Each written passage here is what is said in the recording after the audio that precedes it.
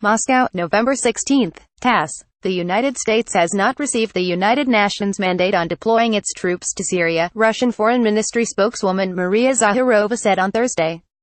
We were surprised to hear a statement made by U.S. Defense Secretary James Mattis when talking to the U.S. media representatives on November 13 that the U.S. armed forces are in Syria with the permission of the UN, Zakharova said. I want to remind you that the Security Council is the only body under the UN Charter that is entitled to take decisions on using military force in the international community, she said, adding that no such decision has been taken. The U.S. units are there in disregard of the country's legitimate government, in fact acting as occupants, the diplomat stressed. Zakharova stressed that there is such an impression that the U.S. tries to withhold part of Syrian territory.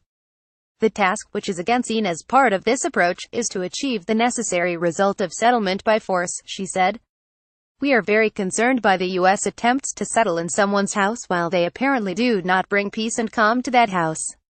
We hope that the U.S. will still formulate its fair and legal position on the issue of its presence in Syria, as Russian Foreign Minister Sergei Lavrov earlier said, Zakharova said. On Monday, U.S. Secretary of Defense James Mattis argued that the UN authorized the U.S. military presence in Syria. He noted that the U.S. military would remain in the country until the Geneva process on the settlement in Syria yields results.